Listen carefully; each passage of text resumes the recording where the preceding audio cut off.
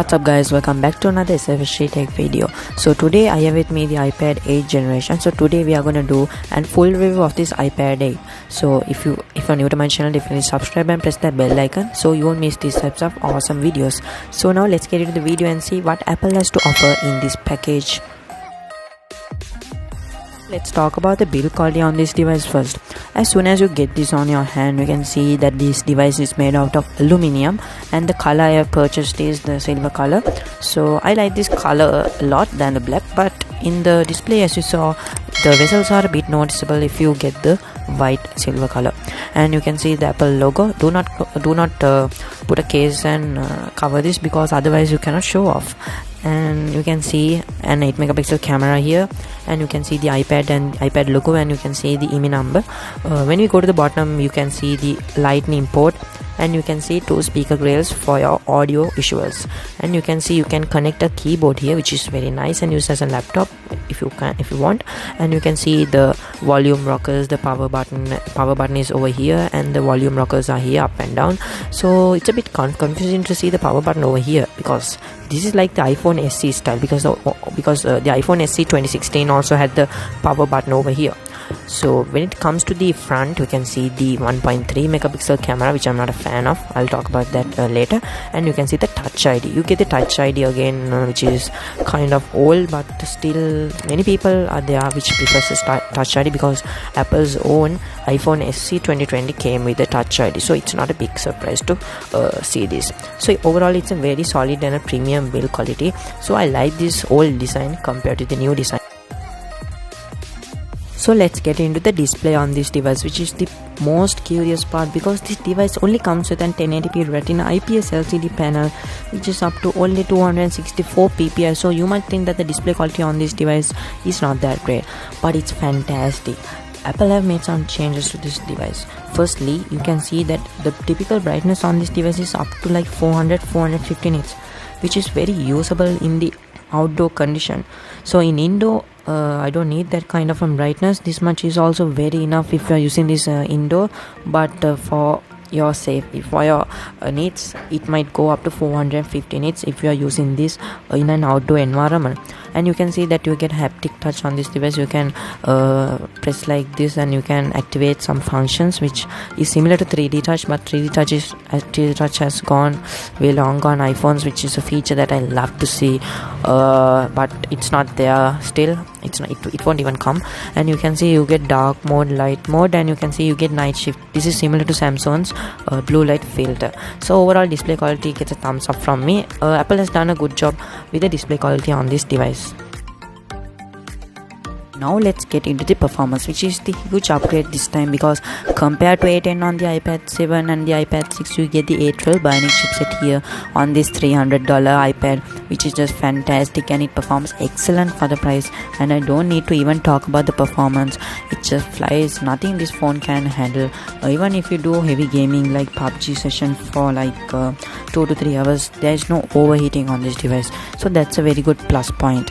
And yeah, the performance on this device is very similar. If you have an iPhone XR, iPhone XS, iPhone XS Max, the performance on this device is similar to those devices. So in terms of the performance, nothing to complain. Even if you do heavy video editing, you can see I have iMovie here, and let me show you exporting and clip the speed of this A12 Bionic chipset. And you can see I will show you. You can see this, even the preparing speed on this device is just absolutely good. And you can see when I put say video, you can see 1080p. Let's see, and you can see that it's very fast still. And you don't need to worry this getting 2 years old. I mean, this is a 2 years old chipset, but you don't need to worry about performance. It's just an A+ from my side. No complaints in the performance side. So now let's talk about the most interesting and the most liking feature of mine about this iPad 10.2, and it's the battery life. This device comes with a roughly 800 mAh battery, which is close to 9000 if you get it to the nearest 1000. And you can see the screen on time on this device is absolutely fantastic. It has the same capacity as last year's iPad 10.2 7th generation, which was very good for battery life, and it even came more better with the more efficient 812 Bionic chipset. So because of of Apple's optimization and everything Apple has done, it just lasts through the entire day. And you can see my screen on time on this device. Let me show you. I got around actually you can see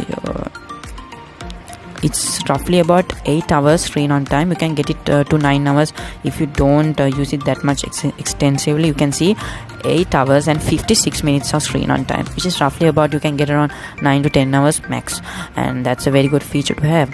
And in terms of the battery, no complaints here. Very good thumbs up from my side. If you're looking for a very good battery life iPad for this $300 price range, this is the one to go. Don't buy the iPad 7 because it has the older chipset, so it doesn't last long as this. So that's a very good feature to have, and the battery life on this device is fantastic.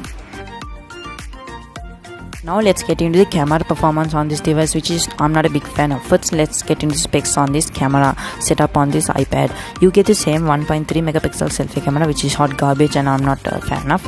And you can see that you get the 8 megapixels rear camera. So talk about the cameras, this is the same camera you get on the iPhone SE, iPhone 5s, especially the selfie camera. And the back camera is the same camera you get on iPhone 5s, as I remember. And you can see the selfie camera is not that much good, so I'm not showing you some samples on this selfie camera. Let me go to the back camera and show you some samples. You can see let's take a photo, and you can see the shutter speed on this device is very good. And you can see, let me show you, the details are not that much good because there's no optical image stabilization, just an 8 megapixel camera. And the ISP is very good on this A12 Bionic, so because of that the camera performance might be tiny bit better than the Apple iPad 7, but it's not a huge upgrade. And selfie camera is hot garbage. And let me go to settings and show you in what resolutions you can shoot videos from this iPad. So you can see record video 1080p at 30 fps, so not no 60 fps. And you can see on the selfie camera you get 720p only, not 1080p even. So in terms of video conference, this might be decent, but I won't recommend this tab for anyone who is looking for good camera performance on a tablet. You can spend a little more and get the iPad Air, which is much better than this. And if you want a Pro iPad, you can get the iPad Pro 2019 or 2020 for that matter, if you want a very good camera performance. And if you don't matter iPads, then you can get a Samsung Galaxy Tab S6, S6 Lite, S6 Lite and S7 Plus. Those are much better than this device. So in terms of camera, not the best device to recommend. So that's it when it comes to the camera performance on this iPad 8th generation. So in terms of the software, this runs on iPad OS 14. You can see 14.2. It just received the 14.2, and you got some new wallpapers also from this update. And talk about the overall smoothness, it's just very smooth. No 120 Hz. You get no ProMotion display on this device. You can't expect for that price. And you can do multitasking a bit on this device, but it's not the most customizable version of iPad OS. I hope that Apple adds little more customizations for this iPad OS, because such a big screen, you cannot do even multitasking properly. You can split screen on this device, but you cannot do a window like you get on Android. It's like pop-up view, like a split screen. You can do it, but it's not the most fleshed version of iPad OS still. Let me show you that what you can do with multitasking on this device. You can imagine you have Apple Music, and you can put another window like this and do like multitasking very easily like you get on Android. And you can also do like this, and it's very smoother than Android. You can see, just keep it like this, and you can add another one. Let me show you. You can add YouTube like this, and you can switch between them, and it's super smooth also. So I hope that this feature will come to iPhones as well very soon. So overall iPad OS experience is very good. It's very smooth and no bugs, no viruses, no lags, nothing. So in terms of the overall software experience, it's a huge thumbs up from my side. You get updates for many years. This is running on iPad OS 14, so it might get updated up to iPad OS 19, iPad OS 20. So it's a very good feature to have. So in terms of the overall software experience, it's a very good overall experience. So talk about the overall audio experience on this device. It comes with dual speakers, so not the quad speaker experience you get on other tablets. I am very curious why Apple didn't include 4 speakers on this device, because it's like almost similar to the iPad 7's audio system. So let me show you some video. Let's put some music and let's see how this device performs. So you can see